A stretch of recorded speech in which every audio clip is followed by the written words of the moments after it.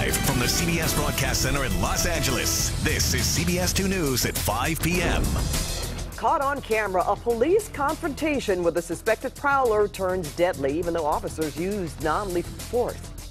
A lot of unanswered questions tonight after a suspect died shortly after LAPD officers took him into custody. That incident happened near town in Vernon Avenue. Someone called police were told to report a prowler.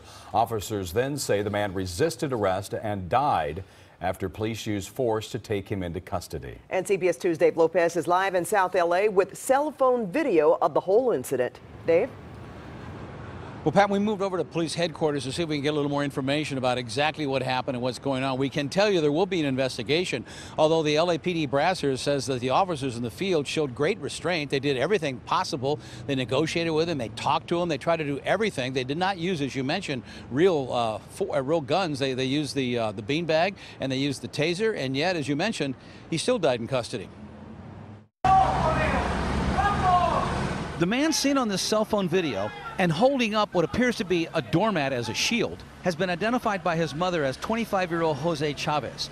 Police said for 30 minutes he held them at bay. They believed he had a weapon and they kept their distance. The sound of a beanbag weapon and a taser gun being fired at him. And then Chavez runs and appears to jump off the porch. That's when he was taken into custody, and a short time later he died at the hospital. Chief Beck has said that he appeared to be under the influence, and I have been told that he was acting in an agitated manner. Which indicates he may have been high on something, but an autopsy will have to determine what, if anything, he was on. Decent guy.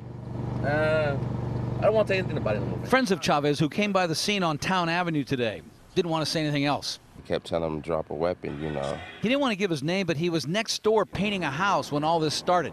I didn't know what was going on. At one point, he takes off his hat and bows to the police. He stuffs something underneath his shirt, and he has a water bottle in one hand. And according to police, this went on for more than 30 minutes. And they used a lot of time in communicating with this individual. His mother, who did not want to go on camera, told me that her son, Chavez, left this house at about 10 o'clock Sunday morning, and that he told her, I'm going to be gone for a couple hours and I'll be back. He then apparently walked in that direction towards Town Avenue. 2 hours later, the confrontation began. The call came out, prowler in the neighborhood, and police said they did everything they could to get Chavez to give up, but he wouldn't. Now, the LAPD says that they never thought that he had a gun, but they did believe he had a weapon. They wouldn't say what kind, and I've been told that a weapon was not found. Back to the studio. Dave Lopez live in downtown. A paroled sex offender who led the CHP on a nearly 4-hour pursuit from LA to Bakersfield behind the wheel of an RV facing a judge today. 46-year-old Stephen Howe kept his back to the cameras. He is charged with kidnapping, child abuse, injuring a spouse, and a slew of other charges. Now, police say Howe got into a fight with his wife in that family's RV. Howe then allegedly pointed a loaded gun at her while threatening to kill her. He then eluded police for 2 days after abandoning the children and the RV. They later captured him in Barstow. His arraignment was postponed until the end of the month. Houck is being held now on $1 million bail.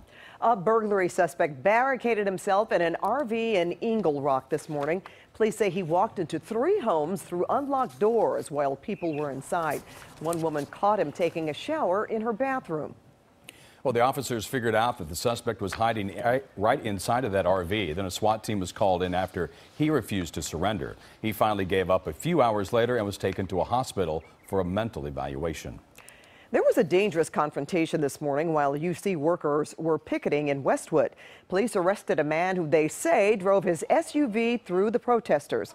Witnesses say the man first came at them with a stick. He wanted people to move out of the way. They say he then got back into his SUV and intentionally struck picketers. He gasses it. I'm holding onto his hood. He brakes. I thought he was going to stop. And as soon as I'm trying to move, he gasses it again. I just grab on again. As he's driving, I'm telling him to slow down until he stopped right here, and the police stopped him at gunpoint. Police took the man into the hospital to be checked out because he was upset and needed his inhaler. Meanwhile, as CBS 2's Cara Finstrom shows us, the planned 3-day strike continued. What do we want? When do we want it? Now. Nursing aides, food workers, and other service employees walked out today to walk the picket lines. Monica Martinez is a single mother of 4 who's worked at the hospital for a decade. Her children are grown now, but Martinez says she still has to hold down 2 jobs. I don't survive on a salary from UCLA alone. AFC-SME, the union which represents UC's service and patient care workers, organized strikes at hospitals across the state when UC announced a contract with a 3% annual raise. The union wants 6%. They're also looking for a continued retirement age of 60 and for other changes after a union study found female and minority workers at a pay gap disadvantage. The union says unpublished UC employment data shows, for example, that starting patient care wages for black women are 23% lower than those for white men. I'm out here because of the inequality, the failure to address that inequality. A UC spokesperson responded with this statement. AFS-CME leaders are demanding a nearly 20% pay raise over 3 years, twice what UC employees have received. The university cannot justify to taxpayers such an excessive raise, no matter how much we appreciate our service workers. Martinez hopes it all ends up with better opportunities for longtime workers. We're quality employees, and so retention is a must. UCLA said they did plan for this strike so that their services will continue here. However, some surgeries may need to be rescheduled, and there could be some hiccups here and there. Police say they expected a crowd of about 1,000 today, but that the biggest crowds are expected on Wednesday if no agreement is reached by then. Reporting here from Westwood, Cara Finstrom, CBS 2 News. UC, you're no good! Treat your workers like you should! This was the scene outside UC Irvine Medical Center in Orange as workers there also joined the picket lines. The damage is getting worse by the day in Hawaii, where lava has consumed hundreds of thousands of square feet and 26 homes.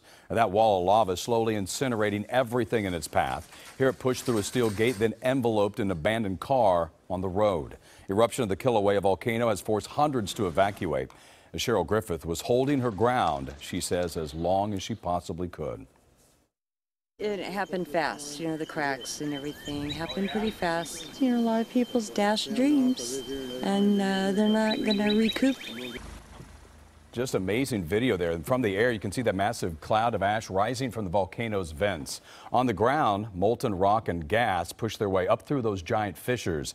The eruption has also triggered hundreds of earthquakes, and there tonight is no end in sight, Pat.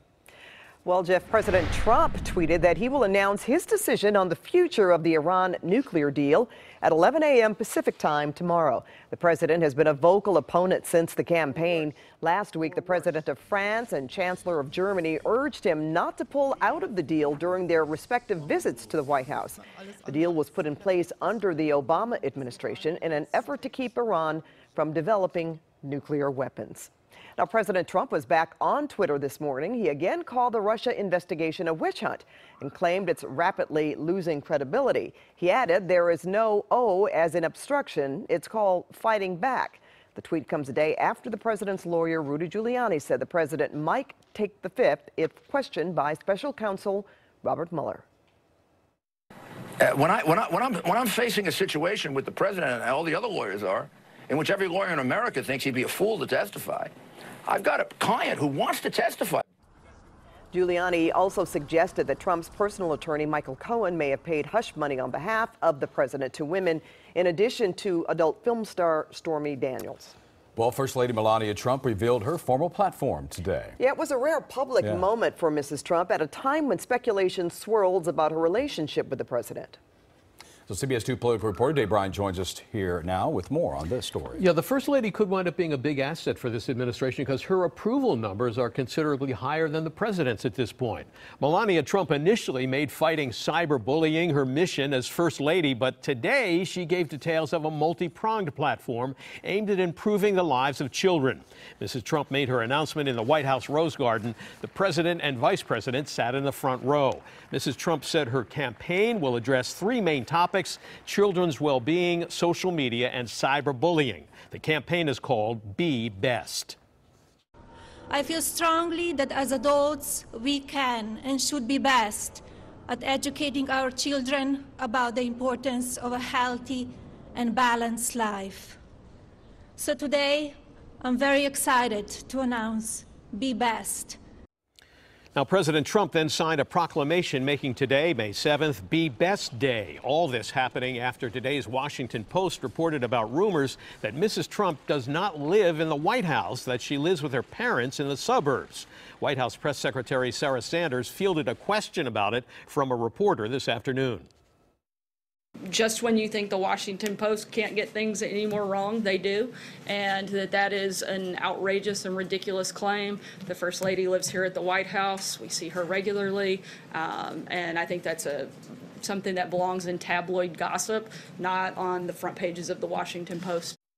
Now it appears Melania Trump is seeing a surge in support. A new CNN poll shows 57% of people surveyed have a favorable impression of the First Lady.